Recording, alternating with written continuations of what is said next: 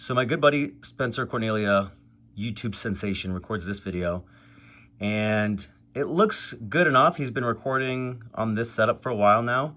Spencer, what are we at? We're at 500,000 subs. Just passed. So we know that this works, but we also know that there's room for improvement visually. And I think based on what I know about the internet, I think you don't want to come out with a world-class visual and shitty content, and you don't want to have really good content with shitty visuals. So there's some sort of iterative process of both. Spencer calls me and he's like, we can improve this, and we sure can. So what you're gonna notice right away is that he's washed out here.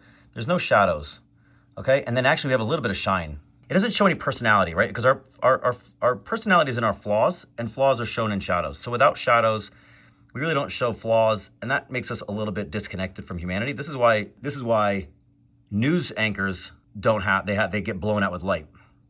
It also works particularly well for women because women don't want to show their flaws, nor do I blame them. The second thing is he looks a little yellow, but we can fix that both in camera and in post. The third thing is we have this light behind him, and it's got some weird shadows here, and we can maybe tighten some of this a little bit up. So we're gonna go move some things around and see if we can make this setup a little bit improved. So before, we had this big light was hanging right here, and then he had a spotlight over there that was really harsh and really glowing at him. The biggest thing you can do to improve if you have a softbox like this, he has a great softbox right here. The two things we did, one, we moved it very much closer to his face. So while it's counterintuitive, very close, very big softboxes make for soft light. So we have this great big softbox. We put this really close to his face and it made everything look softer. The second thing we did is put that grid on it. A lot of these soft boxes come with grids. You want a grid, you go, what does that matter? Well, what it does is it consolidates the light so that it's gonna hit just him, and I'll show you what that looks like in a minute. It's gonna hit just him, it's not gonna shine on the backdrop. And what that's gonna allow us to do is when it doesn't shine on the backdrop, what it's gonna allow us to do is keep the background and the foreground separated. It's gonna create some contrast, which is very important. The next thing we did is we took this little guy and we pointed this at him from behind, and I'll show you what that looks like in a second. I'll make him sit down. Oh, he's gonna sit down right now, watch this. And so what this does is, it's just a little thing, right? It's actually not that great. It's a little bit harsh. And I'll show you what that looks like in a second. What this does is this creates a rim, okay? Actually, what we'll do, so we'll turn this off. I'll show you one at a time. What this does, and I'm gonna close these doors because all this ambient light's coming in. So this is the only light that's on. This is what we're getting lit by. So it creates, now from this side, it looks bright.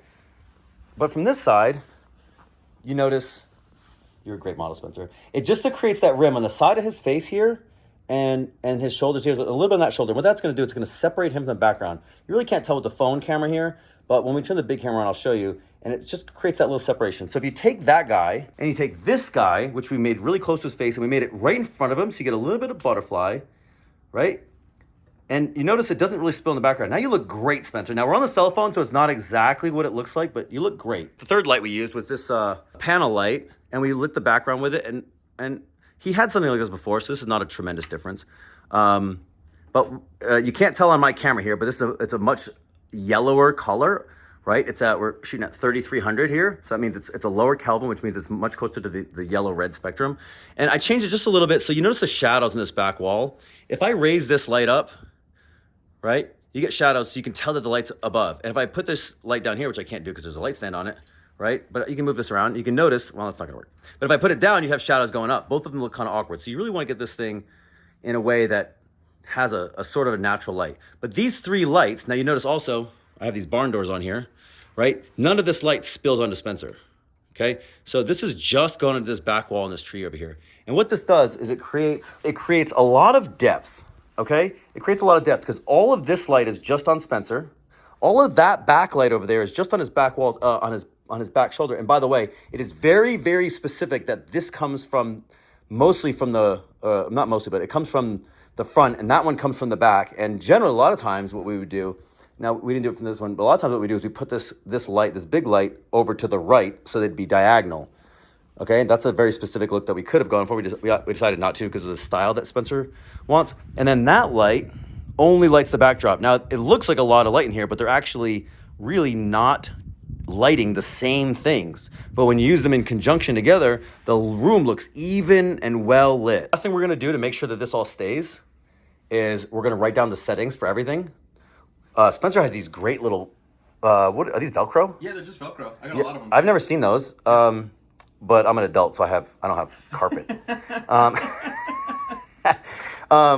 These little Velcro things, or if you're in hardwood, you can use gaff tape. And what you're gonna do is we're gonna mark the locations of the tripods and the light stands so that we know we can get back there easily. We're gonna write down all the settings so that we know exactly how this all looks, so that the next time he wants to do it, it just easy.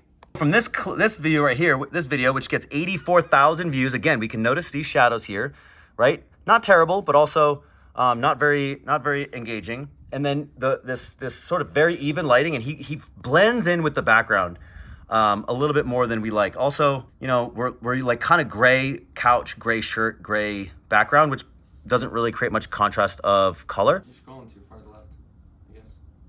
It's picking up on my Mac. Oh shit, it's on my Mac right now. To that. Much better. Spencer, is it better? Way better. The other thing we did actually with the microphone, we lowered that microphone a bit so it's not bending down like in this camera, which kind of looks a little awkward, I think. It looks huge difference. It looks weird now because you have that big knuckle, right? That big angle mount. Now it's sort of out of the way. It also doesn't shine off the light anymore, right? That guy's shiny. Say Alex is the best. Alex is the best. Very clearly.